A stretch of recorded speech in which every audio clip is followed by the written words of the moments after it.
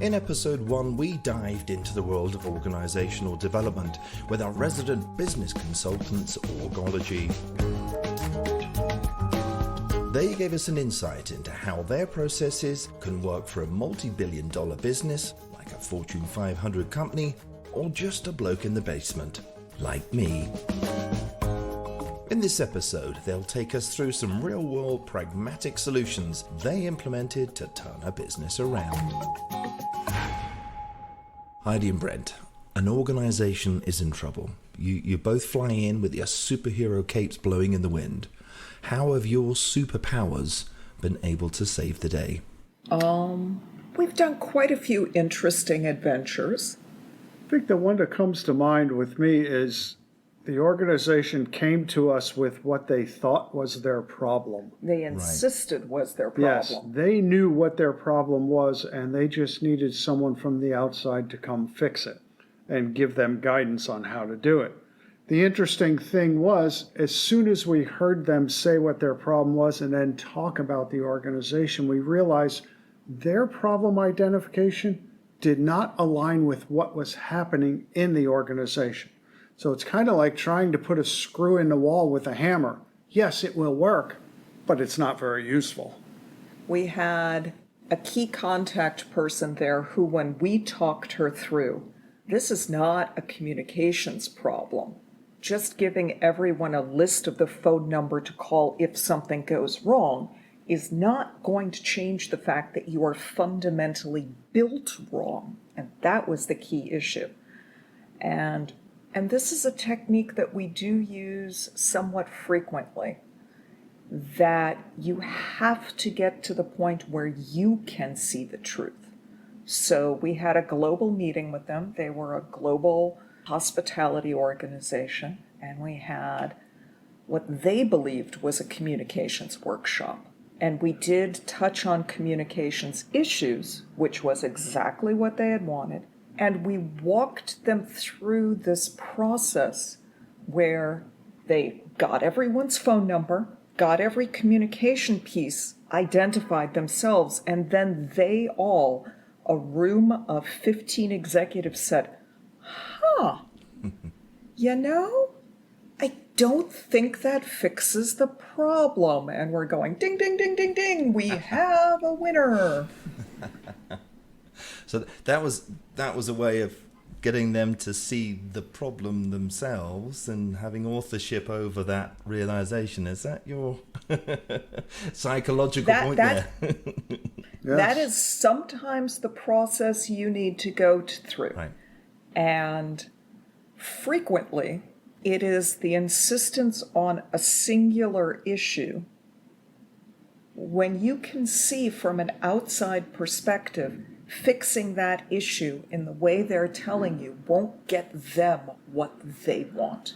What changes did they implement, and what did that result in the productivity of that company? Well, let's go back to that triad we talked about where you had the people, the process, and the technology. They had good people. Right. They had good technology. What the problem was is the process that tied those two together wasn't well defined.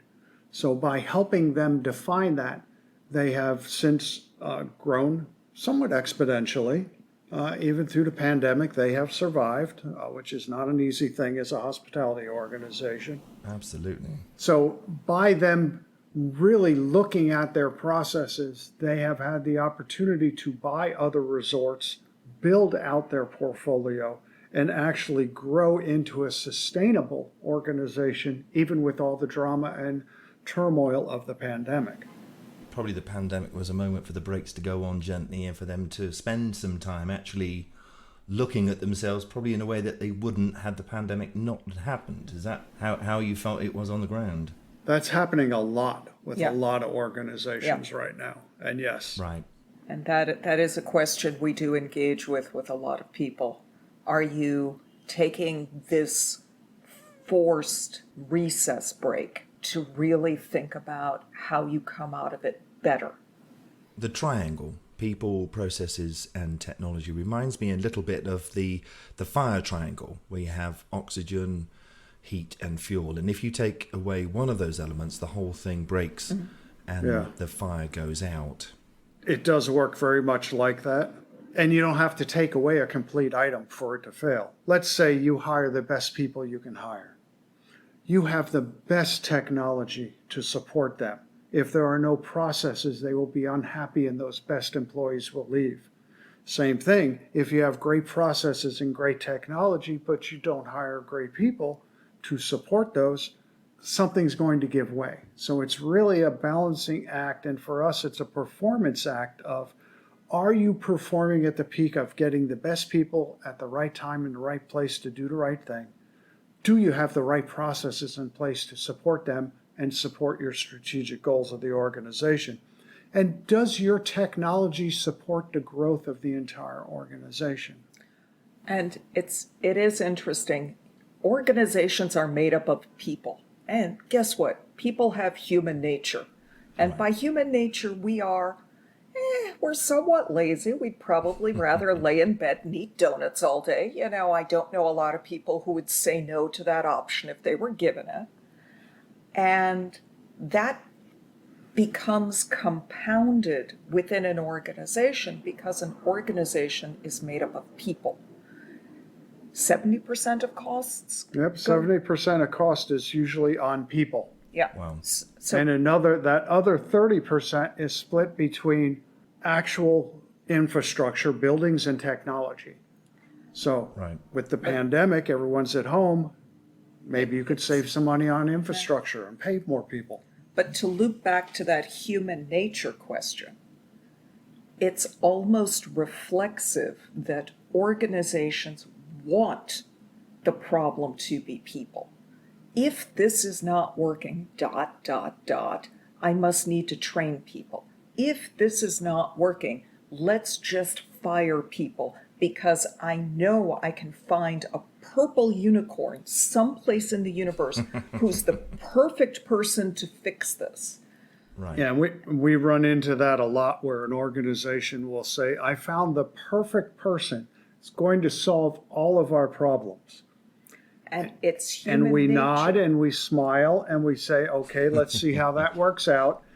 3 months later, well, that person didn't work out. I need to find a purple unicorn with a mohawk. That perfect person's out there. When in fact, it's the processes and the technology that are not supporting the person and the organization to succeed.